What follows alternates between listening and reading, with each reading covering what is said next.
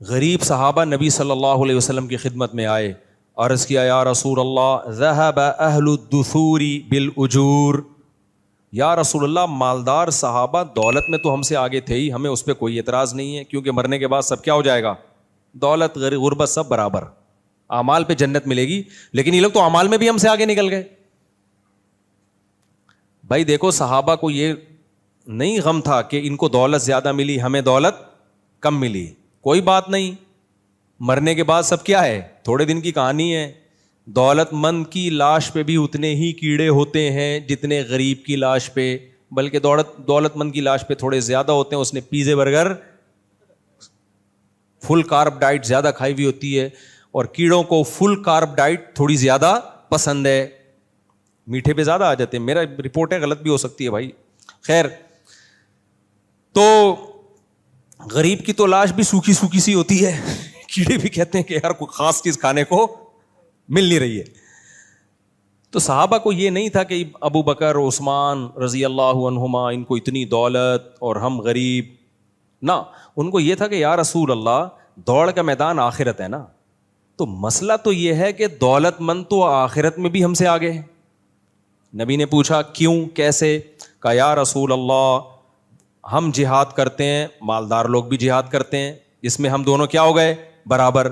ہم حدیث کا مفہوم پیش کر رہا ہوں، ہم تہجد پڑھتے ہیں، مالدار لوگ بھی تہجد پڑھتے ہیں، اس میں ہم دونوں کیا ہو گئے، منہ سے بولنے پر گورنمنٹ کی طرف سے پابندی نہیں، ہم دونوں کیا ہو گئے، برابر۔ اور رشتہ داری جوڑنا، جتنی نیکیاں وہ بھی کرتے ہیں ہم بھی کرتے ہیں، لیکن ایک نیکی وہ کرتے ہیں ہم وہ نہیں کرتے، وہ اللہ کی راہ میں خوب خوب خرچ کرتے ہیں، مسجدوں میں بھی، تعلیم پہ بھی، مدرسوں میں بھی، جہاد میں بھی، ہر جگہ۔ ہم تو، ہمارے پاس تو پیسے ہی نہیں ہے، گھر میں کھانے کو مسئلے ہیں ہمارے ساتھ، تو یہ تو اس عمل میں آگے نکل گئے ہم سے۔ تو فکر دیکھو کس چیز کی ہو رہی ہے صحابہ کو، فکر یہ ہو رہی ہے آخرت میں ہم سے آگے نکل گئے۔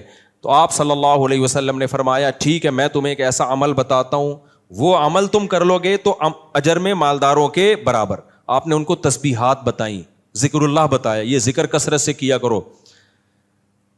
جب مالدار صحابہ کو پتہ چلا نا تو انہوں نے بھی وہ تسبیحات پڑھنا شروع کر دی۔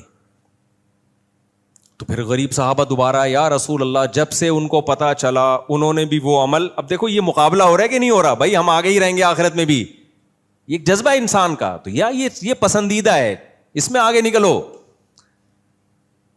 تو مالدار صحابہ بھی نے بھی شروع کر دیا وہ عمل۔ تو نبی صلی اللہ علیہ وسلم کے پاس پھر مسکین صحابہ آئے، یا رسول اللہ وہ تو انہوں نے بھی عمل شروع کر دیا۔ تو آپ نے فرمایا ذالک فضل اللہ یؤتیہ من یشاء، بھائی اللہ کا فضل ہے، جس کو چاہتا ہے عطا کر دیتا ہے۔ اب اللہ تمہیں کوئی یہ تو نہیں کہ تمہاری نیکی کا تمہیں اجر نہیں دے رہا، اب ان کو اللہ نے زیادہ نواز دیا، وہ زیادہ کما لیں گے، تو یہ اب اللہ کا فضل ہے۔ یہ ایسا ہی ہے نا جیسے اللہ نے سید الانبیاء صلی اللہ علیہ وسلم کو نبی بنا دیا، تو مشرکین یہ کہا کرتے تھے کہ اگر اللہ نے نبی بنانا تھا تو فلاں کو کیوں نہیں بنایا، فلاں کو کیوں نہیں بنایا، محمد صلی اللہ علیہ وسلم کو کیوں بنایا؟ تو اللہ نے کیا جواب دیا قرآن میں کہ اللہ نے کسی کو غریب بنایا، کسی کو دولت مند بنایا۔ تو دولت مند بننا اور غریب بننا یہ تمہاری رائے پر نہیں ہے، یہ سلیکشن کس کی ہے؟ اللہ کی۔ حالانکہ یہ کم درجے کا معاملہ ہے، تو نبوت تو اس سے بھی اونچی چیز ہے، اس میں تمہاری رائے تھوڑی چلے گی، اس میں تو اللہ کی سلیکشن ہوگی، جس کو اللہ چاہے گا اس کو سلیکٹ کرے گا۔ تو کچھ نعمتیں اللہ کی طرف سے اضافی ملتی ہیں۔ یہی اشکال صحابیات کو ہوا کہ یا رسول اللہ ہم عورتیں بھی نیک کام کرتی ہیں، مرد بھی نیک کام کرتے ہیں، ہم بھی صدقہ کرتی ہیں، مرد بھی صدقہ کرتے ہیں، لیکن ایک کام مرد ہم سے آگے، وہ جہاد کرتے ہیں، ہم جہاد نہیں کرتی، اور کر نہیں سکتی ہم عورتیں، ہم کیسے، عورت میں اتنا بہادری تو نہیں ہوتی۔ تو قرآن میں کیا آیتیں نازل ہوئی ہیں؟ فرمایا وَلَا تَتَمَنَّوْا مَا فَضَّلَ اللَّهُ بِهِ بَعْضَكُمْ عَلَى بَعْضٍ، اللہ نے بعض کو بعض پر جو فضیلت دی ہے اس کی تمنا مت کرو، یہ گاڈ گفٹڈ ہے کچھ چیزیں، یہ دیکھو اللہ نے مجھے کتنی نعمتیں دی، اگر یہ کمپیئر کرنا شروع کر دیا اس کو یہ نعمت، تو پھر تو ساری زندگی احساس کمتری میں ہی ہے۔ اللہ نے عورت پر یہ احسان کیا، اس کو انسان بنایا، عورت بنایا، یہ بھی تو اللہ کا احسان ہے نا۔ موسیٰ علیہ السلام کی ماں عورت تھی نا، ان کے پیٹ سے کس کو جنا اللہ نے؟ پیغمبر کو جنا۔ کسی نے زبردست بات کی ہے کہ اللہ نے عورت میں کوئی پیغمبر نہیں بنایا، لیکن کوئی پیغمبر ایسا نہیں ہے جو عورت نے جنم نہ دیا ہو، کتنا بڑا مقام اللہ نے ان کو دے دیا۔ اور ان کا ذکر بھی قرآن کر رہا ہے موسیٰ علیہ السلام کی ماں کا. تو یہاں ایک اشکال کا جواب دے کے بس میں آگے چلتا ہوں, بلکہ اشکال تو نہیں ہے, اس کی ایک حکمت بیان کرتا ہوں کہ دیکھو اللہ نے مالدار کو فضیلت اس لحاظ سے دے دی کہ وہ نیکی بھی کرے گا, صدقہ بھی کرے گا, تو وہ آگے نکل جائے گا قیامت کے دن. غریب اس طرح سے صدقہ خیرات نہیں کر سکتا. زکوٰۃ لینے والا ہوتا ہے غریب, اور مالدار زکوٰۃ دینے والا. تو لینے کی کوئی فضیلت ہے, کوئی ثواب ہے؟ بولتے کیوں نہیں بھائی؟ دینے کے تو بہت ثواب ہے نا. تو دینے والے کو ثواب مل رہا ہے, لینے والے کو تو صرف پیسے مل رہے ہیں, ثواب تھوڑی مل رہا ہے. تو یہاں ایک اشکال پیدا ہوتا ہے, بھائی اللہ نے پھر مالدار کو اتنا نوازا کیوں ہے؟ اصل میں جواب یہ ہے کہ مالدار کی آزمائش زیادہ ہے, غریب کی آزمائش کم ہے. ہم سمجھتے ہیں غریب کی آزمائش زیادہ ہے, مالدار کی کم ہے. نا نا نا نا, معاملہ الٹا ہے. غریب کی آزمائش کم ہے, مالدار کی آزمائش زیادہ ہے. تو جس کو زیادہ آزمایا جاتا ہے اس کو بینیفٹس بھی زیادہ دیے جاتے ہیں. جس سے ہارڈ ورکنگ والا کام لیا جاتا ہے اس کو سہولتیں زیادہ دی جاتی ہیں. کمپنیوں میں ہوتا ہے نا, کسی امپلائی کو سب کو تنخواہ برابر, اس کو کسی جنگل میں بھیج دیا کسی اہم مہم پر, تو الاؤنس اس کو زیادہ ملتا ہے کہ نہیں ملتا؟ بھائی اس کے کام سخت ہے. آپ کہو گے لو بھائی, مالدار ایک تو ویسے بھی عیاشی کر رہا ہے اور جنت میں بھی عیاشی کرے گا, تو اس کی آزمائش زیادہ کہاں سے, اس کی تو کم ہے. بھائی یہ جب ہے جب آپ کے پاس پیسے نہ ہو, پھر آپ کو یہ لگے گا. جب پیسے آئیں گے پھر آپ کو لگے گا پیسہ ہوتے ہوئے نماز پڑھنا مشکل, بغیر پیسوں کے نماز پڑھنا آسان. سمجھ میں آ رہی ہے بات کہ نہیں آ رہی؟ پیسہ ہوتے ہوئے زنا سے بچنا مشکل, پیسہ ہی نہیں ہے تو کوئی لفٹ ہی نہیں کرائے گی, ٹھیک ہے نا, آرام سے ہنسی خوشی زندگی. رشتہ نہیں مل رہا ہوتا, گرل فرینڈ کہاں سے ملے گی؟ ایک آدمی نے مجھے بتایا, مالدار تھا, کہہ رہے میرے پاس بچپن میں پیسہ آ گیا جس سے میں اتنی سخت آزمائش میں پڑا. اس نے کہا جب تک پیسہ نہیں تھا کوئی آزمائش نہیں تھی, نماز پڑھتا تھا, داڑھی رکھ لی میں نے. کہہ رہا جب میرے پاس دولت آئی ہے نا تو لڑکیوں کے فون آنا شروع ہو گئے. پنجاب میں کسی نے واقعہ سنایا کہ لڑکیوں کے فون, وہ مجھے خود اٹریکٹ کرتی تھیں, فون نمبر دیتی تھیں, پتے بتاتی تھیں, اتنے پیسے اتنے پیسے. کہہ رہے میرے دل میں نا خواہشات کا ایک طوفان اٹھتا تھا کہ میں زنا کر لوں, میں زنا کر لوں, میں زنا کر لوں. کہہ رہے میں نے ابا کو بولنا شروع کر دیا میں زنا میں نہ پڑ جاؤں, میری شادی کرا دو. ابا آج کل لفٹ ہی نہیں کراتے. خیر اللہ نے اس کو زنا سے بچایا. کہہ رہے جب غریب تھا تو ایسا کچھ مسئلہ نہیں تھا, جہاں پیسہ آیا, اچھا موبائل, اچھی گاڑی, پیسے والے کا تو پتہ چل جاتا ہے, تو وہاں مشکل ہو گیا زنا سے بچنا. تو پیسے والے کے لیے دین پہ چلنا مشکل. جب پیسہ آتا ہے تو صدقات و خیرات اتنے نہیں ہوتے جتنی شراب و کباب آتا ہے. تو اس لیے اللہ نے اس کو پروٹوکول دیا ہے کہ بھائی اگر تو پیسے کے باوجود بھی دین پہ چلے گا تو تجھے مقام میں زیادہ دوں گا. یہی وجہ ہے حدیث میں آتا ہے جنت میں غریب زیادہ ہوں گے, دولت مند کم ہوں گے. سمجھ رہے ہو کہ نہیں سمجھ رہے؟ وجہ اس کی ہے کہ غریب آدمی کے لیے آسان تھا, وہ پہلے ہی بیچارہ, اس کو ناشتے کے ویسے بھی بیچارے کو پیسے نہیں ہوتے, کہتے چلو ہم کیا کرتے ہیں ٹھیک ہے نا, روزہ رکھ لیتے ہیں. مالدار آدمی کے پاس تو 20 قسم کی چیزیں کھانا کھانے کی, 20 قسم کے موقع عیاشیوں کے, شو مارنا, تکبر, یہ ساری بیماریاں کس کی ہیں؟ دولت مندوں کی ہیں. اس لیے دولت ہر ایک کے لیے اچھی بھی نہیں ہوتی. اس لیے اللہ سے دولت نہیں مانگنی چاہیے, اللہ سے رزق حلال میں برکت مانگنی چاہیے. پھر اللہ دولت کی صورت میں دے دے یا غربت میں ہی اللہ برکت دے دے, وہ اللہ کی مرضی ہے. علماء نے منع کیا ڈائریکٹ دولت کبھی نہ مانگو اللہ سے, اللہ مجھے مال و دولت دے, یہ الفاظ ہی غلط ہیں. اے اللہ میرے رزق میں کیا دے؟ برکت دے. اب وہ اللہ کی مرضی. برکت کا مطلب خیر, رزق آئے خیر بن کے آئے. تو ورنہ خالی رزق آ گیا تو وہ تو بعض دفعہ قارون کے پاس پیسہ ہی تو تھا, برباد ہو گیا. فرعون کے پاس کیا تھا؟ پیسہ. اس پیسے نے کیا کر دیا؟ اس کی کھوپڑی کو خراب کر دیا. تو زیادہ تر پیسے والے ہی جہنم میں جائیں گے حدیث کے مطابق. تو ہم جو کہتے ہیں نا میرے پاس اتنا پیسہ, تو صحابہ کو غم یہ نہیں تھا ان کے پاس پیسہ کیوں ہے, صحابہ کو غم یہ تھا آخرت میں ہم سے آگے نکل گئے. تو خواہشات کو لگام دینے کی ضرورت ہے. جب خواہشات آپ کے کنٹرول میں ہوں گی تو پھر خواہشات آپ کے حساب سے چلیں گی. تو شریعت نے یہ نہیں کہا خواہشات کو کچل دو. کیا کہا ہے شریعت نے؟ خواہشات کو لگام دو. آپ فیصلہ کرو گے کون سی خواہش پوری کرنے کی ہے اور کون سی خواہش پوری کرنے کی نہیں. دیکھو شوگر کے مریض اپنی لگام کھانے کے معاملے میں ڈاکٹر کے حوالے کرتا ہے. اس کو پتا ہے میری شوگر ہائی رہتی ہے, تو اس کا دل تو چاہتا ہے 3 لڈو یہاں سے کھا لوں, 4 لڈو وہاں سے کھا لوں, ادھر سے جلیبی کھا لوں, وہ شہد کی بوتل کھا لوں, میں یہ بھی کھا لوں, یہ بھی کھا لوں. لیکن اس کو پتا ہے بیٹا خواہشات کے پیچھے گئے تو ہو سکتا ہے یہ لڈو میری زندگی کا آخری لڈو ہو, اس کے بعد سویم پہ لڈو کھائے جا رہے ہوں میرے. تو لڈو نہیں کھاتے, چلو بریانی کھائیں گے سویم پہ. تو وہ ڈاکٹر سے پوچھتے ہیں, ڈاکٹر صاحب لڈو کھا سکتا ہوں؟ ڈاکٹر کہے گا بھائی آرٹیفیشل لڈو کھا سکتے ہو, جو دیکھنے میں میٹھا لگے حقیقت میں میٹھا. ایسے بھی آتی ہے نا, چائے میٹھی پی سکتے ہو, یعنی وہ والی میٹھی جو شوگر کے مریض ہو, وہ ہوتی میٹھی ویٹھی نہیں ہے, وہ تھوڑا سا وہ پتہ نہیں کوئی کیمیکل ڈالتے ہیں, اس سے ڈائٹ بوتل ہوتی ہے جیسے. تو ڈاکٹر بتائے گا یہ خواہش, ہاں ڈاکٹر یہ نہیں کہے گا کھاؤ نہیں, ڈاکٹر کہے گا یہ کھاؤ یہ نہیں کھاؤ. اگر کوئی ڈاکٹر ایسا ہے کہ کھانا پینا ہی چھوڑ دو, پھر آپ وہ ڈاکٹر ہی چھوڑ دو گے, کھانا پینا نہیں چھوڑو گے. کوئی مذہب اگر آپ سے یہ کہتا ہے کہ دنیا ہی چھوڑ دو, ننگ دھڑا ہو جاؤ, ساری خواہشات کو چل دو, تو بھائی وہ مذہب ہی چھوڑ دو, پھر وہ مذہب دین فطرت نہیں ہو سکتا. تو اسلام ہے جو اعتدال کا راستہ سکھاتا ہے, خواہشات نہیں چھوڑنی ہے, خواہشات کو لگام دینا ہے. اس لیے تو میں ولاگ بنا بنا کے ڈالتا ہوں تاکہ یہ تصور لوگوں کی کھوپڑی سے نکلے کہ مذہبی آدمی تیرتا ہوا, گھوڑے پہ دوڑتا ہوا, جنگل میں ہرن کا شکار کرتا ہوا تمہیں برا کیوں لگ رہا ہے. یہ کانسیپٹ دماغ سے کیا کرو, ختم کرو. بہت نیگیٹو, ابھی میرا ہرن کا جو شکار کا جو ولاگ کیا نا اس پہ بہت نیگیٹو کمنٹس آئے ہیں, بہت زیادہ. ابے کیا کر رہے ہو, ابے یہ مولویوں والی حرکتیں, ابے مولویوں تو کیا ہو گیا بھائی, مولویوں والی حرکتیں کوئی الگ سی نہیں ہوتی ہیں. جو بھی جائز حرکت ہے وہ سارے مولوی بھی کیا کر سکتے ہیں, کر سکتے, کوئی حرج نہیں ہے اس میں.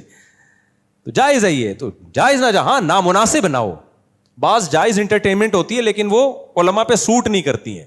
ابھی جیسے میں کینیڈا گیا نا, تو انہوں نے میری ہیلی کاپٹر پہ سواری کا انتظام کیا ہوا تھا. جاپان میں گیا, ارشاد بھائی نے گن پوائنٹ پہ ہیلی کاپٹر میں بٹھایا, ہم نے کہا چلو گھوم کے آ جاتے ہیں. جب کینیڈا گیا انہوں نے ہیلی کاپٹر کا انتظام کیا ہوا تھا, آپ کو گھمائیں گے بیان کے بعد ہیلی کاپٹر پہ.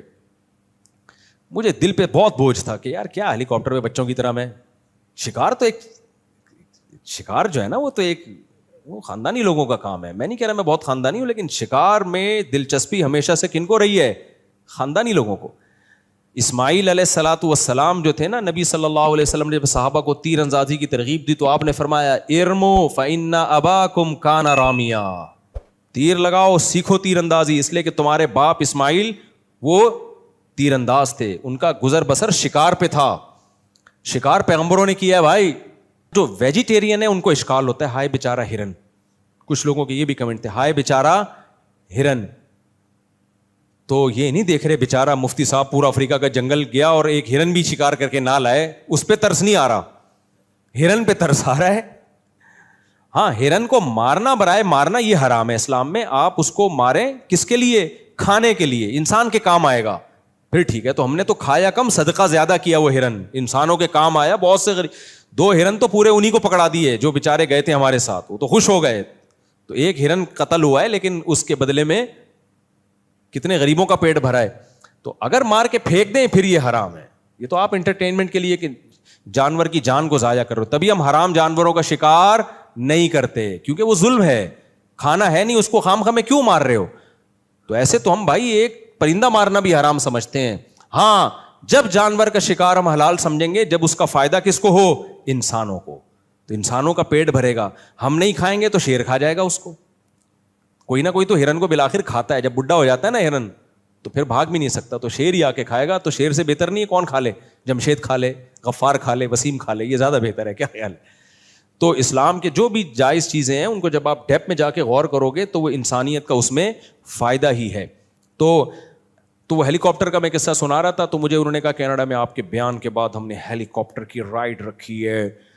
تو بہت زیادہ ہے. پھر میں نے آخر میں کہا یار مجھے لگا تھا بیچاروں نے انتظام کیا ہے, تو میں نے کہا بھائی یہ رائڈ میں نہیں کروں گا, یہ بچوں کے کھیل ہیں, ہوا میں یوں پتنگوں کی طرح ہیلی کاپٹر میں اڑنا, اور میں نے کہا یہ اس میں مجھے دلچسپی بولو نہیں.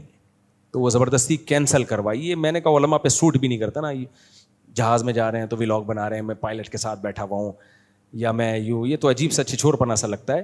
تو جو جائز چیز ہے پائلٹ کے ساتھ, چلو پائلٹ کی حوصلہ افزائی کے لیے بھی سمجھ میں آتا ہے, لیکن ہیلی کاپٹر کا مجھے سمجھ میں نہیں آتا. ان کو میں نے سختی سے منع کر دیا. ہاں جو نیاگرا فال ہے وہ قدرت کا ایک شاہکار ہے, وہ تو ہم دیکھیں گے, دیکھنے جائیں گے, انجوائے کریں گے. کسی کو تکلیف ہوتی ہے جلائیں گے. تو کیوں تکلیف ہو رہی ہے تمہیں بھائی, تمہیں اللہ نے پیسہ دیا تم بھی چلے جاؤ, نہیں دیا تو دعا کرو اللہ دے دے ہم بھی جا کے چلے ہیں. تو یہ تو جب ہم دوسروں کو دیکھتے تھے ہم یہی دعا کرتے تھے اللہ ہمیں بھی دے دے ہم بھی چکر وکر لگا لیں. نہیں دیا تو کوئی ٹینشن بھی نہیں آتے تھے کہ چلو بس نہیں ہے تو بیٹھو آرام سے. اور ویسے بھی میں کون سا کینیڈا اپنے خرچے پہ گیا ہوں, مجھے تو اسپانسر کیا تھا, بیانات کے لیے بلایا تھا, ہیلی کاپٹر میں گھمانے کے لیے. یہ تبلیغی دورہ تھا میرا جو بیانات کے لیے تھا. یہ گھمائی پھرائی تو ضمناً غریبی میں چل رہی ہوتی ہے. میرے بیرون ملک دورے تفریحی نہیں ہوتے, تبلیغی دورے ہوتے ہیں. اس تبلیغی دوروں میں بیچ میں وہ لوگ میری خوشی کی خاطر کچھ چیزیں ایڈ کر دیتے ہیں, تو اس پہ گورنمنٹ کی طرف سے کوئی پابندی نہیں ہے. اور مجھے جو انٹرٹینمنٹ کا جو شوق ہے وہ بڑا اچھے قسم کے شوق الحمدللہ پالے میں. مثال کے طور پر میں جب کینیڈا گیا نا تو نارتھ پول ہم نے سفر کیا ہے, جہاں 6 مہینے دن اور 6 مہینے رات ہوتی ہے, بالکل دنیا کا آخری کنارہ. میں نے کہا یہ لازمی جائیں گے, اور وہ 3 فلائٹیں, اس کا میں نے بڑا خاندانی ولاگ بنایا ہے, وہ آپ دیکھیے گا, لازمی مزہ آئے گا انشاءاللہ. کیونکہ یہ ایک دنیا کا کنارہ دیکھنے کا کس کو شوق نہیں ہے بھائی, نارتھ کا and of the world. Norway میں بھی ہے, وہاں بھی انشاءاللہ اللہ نے توفیق دی تو جاؤں گا. خیر, تو اصل بات جو چل رہی تھی میں اسی کی طرف آتا ہوں. کیا بات چل رہی تھی, دائیں بائیں بہت ہو گئی ہے. تو خواہشات کو کیا کرنا ہے, کنٹرول, حلال اور حرام میں فرق. تو یہی قرآن کی دعوت ہے کہ انسان جلباز ہے, وہ حلال و حرام میں فرق کیے بغیر, یہ دیکھے بغیر کہ اس کا مجھے فائدہ ہوگا یا نقصان ہوگا, بے لگام ہو کر خواہشات کے پیچھے بھاگتا چلا جاتا. جیسے کسی ٹھرکی کو کوئی لڑکی نظر آ جائے نا, کوئی خوبصورت سی لڑکی, بس آج کل نوجوان یہی کر رہے ہیں, بیٹھے ہوئے ہوں گے کہیں. ایک حکیم صاحب نے مجھے بتایا, اللہ ان کی مغفرت فرمائے, ویسے تو ابھی زندہ ہیں لیکن بوڑھے ہو گئے, ان کسی کو پتہ نہیں چلے گا کس کی بات کر رہا ہوں. انہوں نے مجھے اپنا واقعہ سنایا, مجھے کہنے لگے میری 2 بیوی ہیں. میں نے کہا ماشاء اللہ. کہنے لگے میں بہت ٹینشن میں ہوں. میں نے کہا کیوں بھائی؟ کہتے ہیں میں اپنی کلینک میں یا مطب میں بیٹھا ہوا تھا, اچھا بھلا شادی شدہ تھا, پہلی بیوی بڑی خاندانی شریف شرفا, اس سے بچے بھی. تو یہاں سے کوئی لڑکی خوبصورت سی گزر کے گئی اپنی ماں کے ساتھ. اللہ معاف فرمائے, کسی کو پتہ تھوڑی ہے کس کی بات کر رہا ہوں, اس لیے کوئی غیبت نہیں ہے. کہہ رہے ہم میں ایسی ٹھڑک, ہم بھی پیچھے پیچھے نکل لیے. کہہ رہے بڑی خوبصورت سی کوئی جا رہی تھی, بے پردہ سی تھی, بال کھلے ہوئے, بڑی ماڈرن ٹائپ کی. تو کہہ رہے مجھے بڑی اچھی لگی, میں یہیں کوئی ماجون کھا کے اللہ معاف فرمائے بیٹھے ہوئے ہوں گے. تو کہہ رہے مجھے نظر آئی تو ٹھڑک نکل لی, ہم بھی پیچھے. ابے تو آپ کوئی خاندان دیکھو اس کا. کہہ رہے جاتے جاتے میں نے اس کا گھر تلاش کر لیا, بس اٹریکشن روڈ پہ پسند آ گئی. تو میں نے پیغام بھیجا, پیسہ ویسا دیکھ کے انہوں نے شادی کر دی. وہ اتنی بد اخلاق نکلی, کہہ رہے میرا تو سر گنجا ہو گیا اس کی وجہ سے, کبھی منہ سے تمیز سے بات کرتی نہیں, عذاب میں آ گئی ہے زندگی. تو میں نے کہا حکیم صاحب یہ کون سا طریقہ ہے یار, کوئی روڈ پہ چلتی ہوئی لڑکی جا رہی ہے پیچھے نکل لی ہے اس کے. تو یہ ہے خواہشات بے لگام, جہاں دل چاہ رہے وہاں نکل لیے. ہمارے ایک استاذ کراچی کے کسی علاقے میں تھے, علاقے کا نام نہیں بتاؤں گا, امام تھے وہ مسجد کے. تو کہنے لگے میں امام تھا تو وہاں اللہ معاف فرمائے, کہہ رہے وہ خاص علاقہ ہے, بہت ہی عجیب قسم کے وہاں کا کلچر ہے. کہتے ہیں میں نے وہاں کے بوڑھوں کو دیکھا, کوئی نماز روزہ نہیں, ایسے ٹھرکی بوڑھے, یہ ان کے الفاظ ہیں, ہمارے حدیث کے استاذ تھے وہ. کہتے ہیں ایسے ٹھرکی بوڑھے بیٹھے رہتے تھے تھڑے پہ نا, باہر ہوٹلوں پہ, کوئی کام دھندا نہیں ان کا, بس بیٹھے ہوئے ہیں, چائے چل رہی ہے. کہہ رہے ادھر سے کوئی عورت آتی ہوئی نظر آتی نا, اس کو دیکھتے وہ, اور وہ دیکھتے دیکھتے دیکھتے جب تک گلی کے پار اس کا دوپٹہ بھی نظر آنا بند ہو جاتا نا, وہ دوپٹہ بھی نظر, وہ پورا سارے مل کے اس کو دیکھ رہے ہوتے. کہہ رہے سارا دن یہی کام تھا ان کا, ادھر سے کوئی پھر دیکھا آ رہی ہے تو سارے یوں شروع. تو کہہ رہے میں ان کے منہ کو دیکھتا تھا کہ یار تمہیں شرم نہیں آتی اس بڑھاپے میں. یہ ہے خواہشات کا بے لگام ہونا. اور بوڑھے ہیں وہ تو پیچھے جا بھی نہیں سکتے نا, وہ حکیم صاحب تو اس وقت جوان تھے, نکل لیے پیچھے, یہ تو جا بھی نہیں سکتے, بس دیکھنے ہی پر ہی ہے, اور کیا کریں گے بیچارے, اتنے بوڑھے ہو گئے, دیکھ کے خوش ہو رہے ہیں. تو جب انسان میرے بھائی خواہشات بے لگام ہو جاتی ہے, اس کی زندگی بہت برباد. اپنی خواہشات کے لیے اپنے ہاتھوں سے اپنی خوشیوں کو آگ لگاتا ہے. اب ان بوڑھوں کا بیچاروں کا کیا, نہ اللہ کا نام لینے میں مزہ آئے گا ان کو, نہ نماز میں مزہ آئے گا, نہ فجر میں, نہ ظہر میں, نہ تہجد میں, نہ تلاوت میں, نہ دعاؤں میں.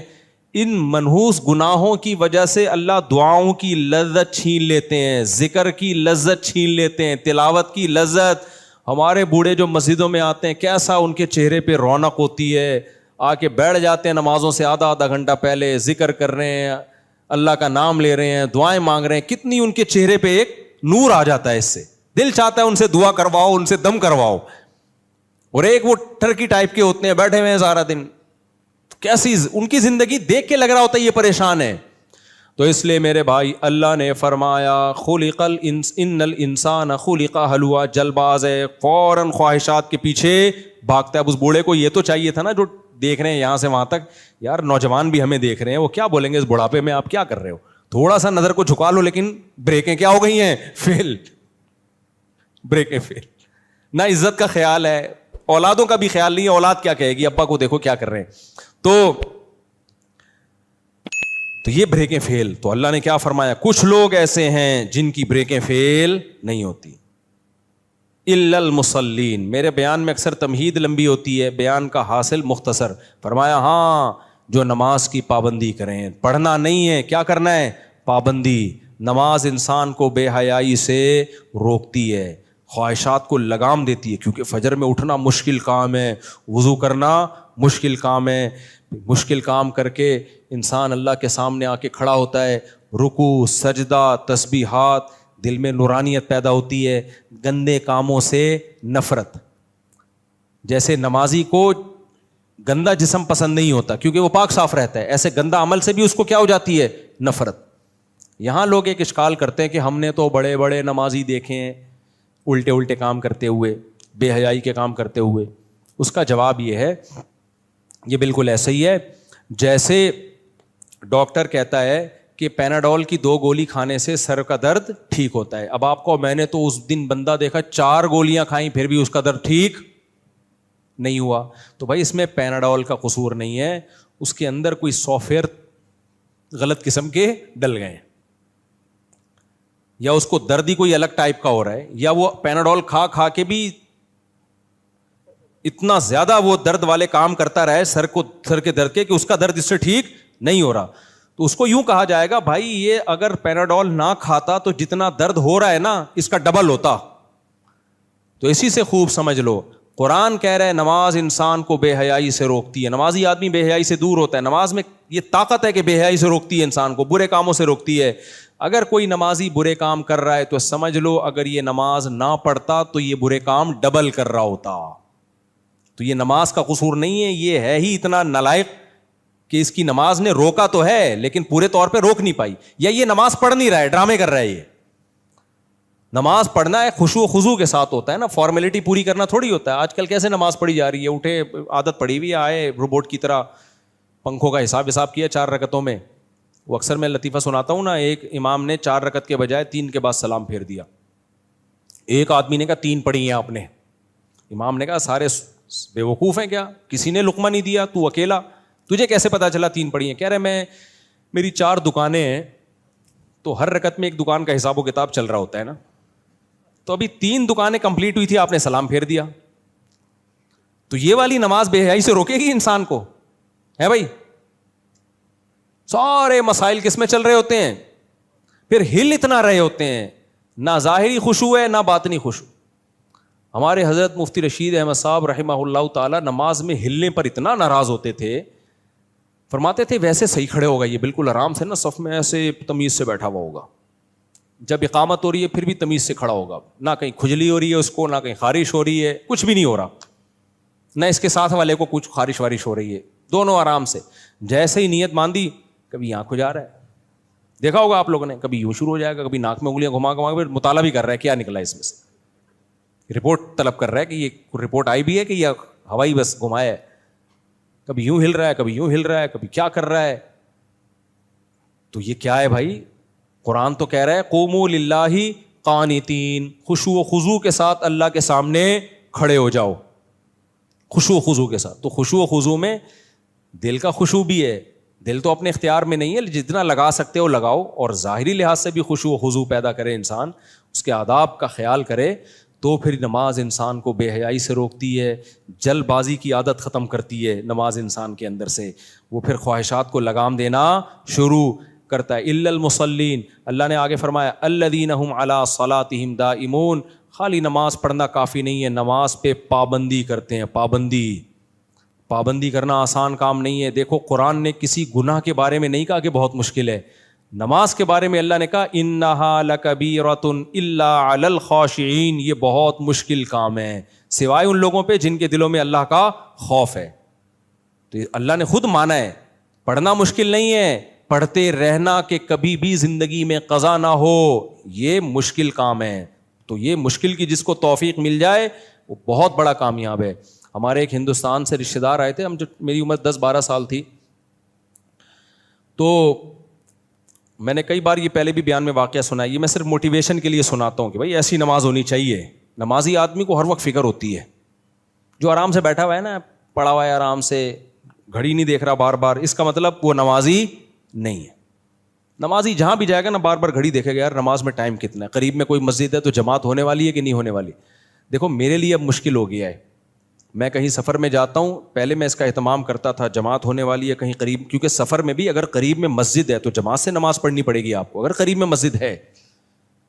کیونکہ لوگ جاتے ہیں پنجاب 10 دن کے لیے, جماعتیں چھوڑ رہے ہوتے ہیں, ہم تو مسافر ہیں. او بھائی آپ ٹھیک ہے شرعی لحاظ سے مسافر ہو, مگر یہاں تو آپ نے اسٹے کیا ہوا ہے نا, ٹھیک ہے 2 رکعت پڑھو گے, لیکن مسجد اگر قریب میں ہے تو پھر تو امام کے پیچھے پڑھنی پڑے گی. مسجد کی جماعت چھوڑنا آپ کے لیے جائز تھوڑی ہے. ہاں ٹریولنگ کے دوران کہیں بس نکلنے کا خطرہ ہے یا کوئی وہاں, وہ ایک الگ مسئلہ ہے, اس میں ٹھیک ہے آپ مسجد کی جماعت چھوڑ سکتے ہیں. اب ہمارے لیے مسئلہ یہ ہو گیا کہ اب مشہور ہونے کی وجہ سے کہیں کراؤڈ میں جانا بہت مشکل ہو گیا. سیلفیاں ویلفیاں اتنی کہ وہ آدھے گھنٹے کا کام 2 گھنٹے, پھر سیکیورٹی کے مسائل.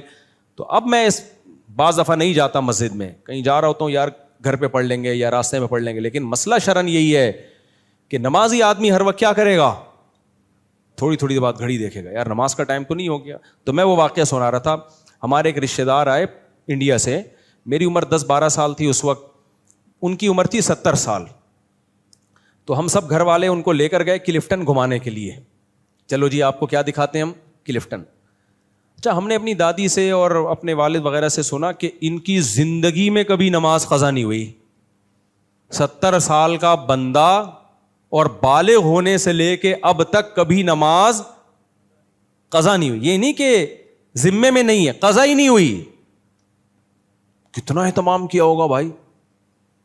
تو میں نے کہا یار یہ ایسا کیسے ہو سکتا ہے, بعض دفعہ سوتے میں نکل جاتی ہے, بعض دفعہ بھول گیا انسان, کوئی کام میں مشغول ہو گیا. حدیث میں آتا ہے لیس فی النوم تفریط, کسی کی آنکھ ہی نہیں کھلی تو اس کو گناہ نہیں ملے گا. اس نے انتظام کیا تھا اٹھنے کا لیکن نہیں کھلی تو وہ تو معذور ہے نا. تو یہ تو ہو سکتا ہے, لیکن کتنا اہتمام کیا ہوگا ایک بندے نے کہ کبھی سوتے میں بھی نہیں ہوئی قضا. یعنی ایسا ان کا سونے جاگنے کا پورا اہتمام تھا. خیر جب ہم ان کو تفریح پہ لے کر گئے نا, تو ان کا جو ہم نے عمل دیکھا اس سے مجھے یقین ہو گیا کہ ان کے بارے میں جو رپورٹ ہے وہ غلط نہیں ہے.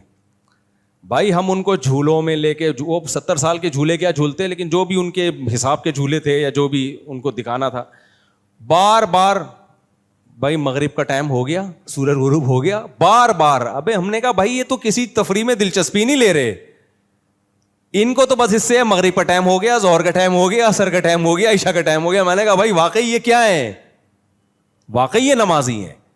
آج کل نمازی لوگ بیمار ہوئے, نمازیں چھوڑ دیں, کوئی وضو کرانے والا نہیں ہے, بار بار کپڑے چینج کرنا بہت ٹینشن ہے. ایکچولی اب دیکھیں کیسے, ایسے تو عجیب عجیب سے اسٹائل ہوتے ہیں لوگوں کے.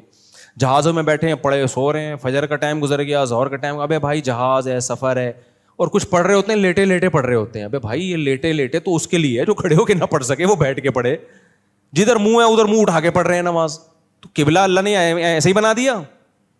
نفل نماز آپ سنتیں جہاں منہ ہو سفر میں پڑھ سکتے ہیں, سواری پہ, لیکن فرض نماز تو آپ کو قبلے کی طرف رخ کرنا پڑے گا. کہتے ہیں ہمیں جہاز میں کہاں سے پتہ چلے گا. بھائی ایئر ہوسٹس سے پوچھ لو یار, ویسے تو چائے منگوا رہے ہو ایئر ہوسٹس سے, اس وقت شرم نہیں آ رہی, یہ نہیں سوچ رہے کہ نامحرم ہے. کولڈ ڈرنک منگوا رہے ہو, کھانا منگوا رہے ہو, تو منہ سے پھوٹ لو, پوچھ لو کہ جی قبلہ کس طرف ہے. اکثر ایئر ہوسٹس بتا دیتی ہے, ان کو نیویگیشن ہوتا ہے نا, ان کے پاس سب پتہ ہوتا ہے. نہیں تو وہاں ایلڈیاں لگی ہوئی ہوتی ہیں, بہت کچھ ذرائع ہیں. اگر انسان چاہے نا کہ میری نماز قضا نہ ہو تو بہت سارے طریقے ہیں, لیکن ہم چاہتے ہی نہیں ہیں. بسوں میں بیٹھے ہوں گے مستڈے بنے, پیشاب آ رہا ہوگا تو بس باپ بھی رکوائے گا, نماز قضا ہونے والی ہے, پھر کہتے ہیں یار ایکچولی ہم نے ڈرائیور کو کہا تو اب روک نہیں رہا تو کیا کریں. بھائی جان ایسے شرافت کا دور ہے ہی نہیں, آپ ایسے رکواؤ جیسے آپ کو بہت زور کا آ رہا ہے, ٹھیک ہے نا. پھر آپ یہ کہتے کہ ایکچولی اب ڈرائیور روک نہیں رہا تو چلو شلوار ہی ٹھیک ہے فی الحال, وہاں تھوڑی ایسا ہوتا ہے. تو پھر بھی نہ روکے, آپ نے پورا فورس کر لیا, پھر سیٹ پہ بیٹھے بیٹھے پڑھو, معاف پھر بھی نہیں ہے, لیکن پھر اس کو نیچے اتر کے لوٹا لو. تو نماز اس طرح سے ہوگی تو میرے بھائی پھر وہ آپ کو برائی سے روکے گی. کوئی کام کنٹینیوسلی پابندی سے کیا جائے. الذین هم علی صلاتہم دائمون. آگے پھر اگلی آیت ہے, اس پر میں نے پچھلے ہفتے بھی بیان کیا تھا لیکن چلو دوبارہ ہو گیا. تو نماز کی بہت شدید پابندی کی ضرورت ہے. تو انسان کو انسان کا بچہ بنانے کے لیے بھائی بے لگام نہیں چھوڑا جائے گا, اس کو اپنے اندر کچھ تبدیلی. اور میں آپ کو گارنٹی سے کہہ دوں, دیندار بننے کا خدا کی قسم لا الہ الا اللہ, آخرت میں فائدہ بعد میں ہے, دنیا جنت بنتی ہے.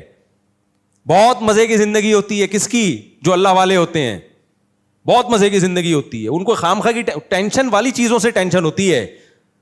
آج کل لوگوں کو بغیر ٹینشن والی چیزوں سے ٹینشنیں ہو رہی ہیں. کوئی ٹینشن کی چیز ہو تو یار کوئی سمجھ میں آتا ہے, خامخواہ کی ٹینشنیں ہیں. بحریہ ٹاؤن پھر اوپر جانا شروع ہو گیا, کاش میں خرید لیتا. ابے تیرا آٹا دال چل رہا ہے میرے بھائی, یہ ٹینشن کی چیز تھوڑی ہے یار. وہ امریکہ نکل گیا, ہم وہیں کے وہیں ہیں, پتہ نہیں کیا کیا لوگوں کے مسائل ہیں. چھوٹی چھوٹی چیزیں دیکھو, جب آپ دیندار بن جاؤ گے آپ کا ظرف اتنا بڑا ہوگا, آپ کہو گے مجھے اگر 2 وقت کی روٹی مل رہی ہے, سر چھپانے کی جگہ ہے اور جسم کسی بڑی بیماری سے محفوظ ہے, تو مجھ سے زیادہ عیاش دنیا میں کوئی نہیں ہے. حالانکہ اتنا ملتا نہیں, اس سے 10 گنا زیادہ ملتا ہے. تو آپ کی ضرورت آپ کے ذہن میں آئی اتنی ہے, مل 10 گنا زیادہ رہے تو بہت زیادہ خوش ہوگے کہ نہیں ہوگے. اور اگر دنیا کو اصل بنا لیا, اللہ کو اسلام کو زندگی سے نکال دیا, تو پھر آپ کی سوچ یہ ہوگی جتنا بھی آ گیا نا وہ کیا ہے, کم ہے. اپنی بیوی بھی اچھی نہیں لگے گی آپ کو, بولے کہ یار وہ بھابھی اس کی وہ دیکھو کیسی ہے, اس کی کیسی ہے, یہ کیا ہے یار. اسی میں میرے پاس آ رہے ہوتے ہیں لوگ, گھٹ گھٹ کے مر رہے ہوتے ہیں. میں کہتا ہوں ان کو سوچو جن کے پاس جو کما رہے ہیں, جن کو کوئی 40 سالیں عمریں ہو گئی, کوئی لفٹ کرانے کے لیے تیار نہیں, تو خوش ہو جاؤ, تمہیں مل تو گئی نا. تو دنیا کی محبت ہر ٹینشن کی جڑ ہے, اور دنیا کی محبت دل سے نکل گئی تو ہر خوشیوں کی جڑ پیدا ہو گئی, بیس پیدا ہو گئی آپ کے اندر. اللہ تعالیٰ سمجھنے کی عمل کی توفیق عطا فرمائے. نماز کے بعد انشاءاللہ 7:45 بجے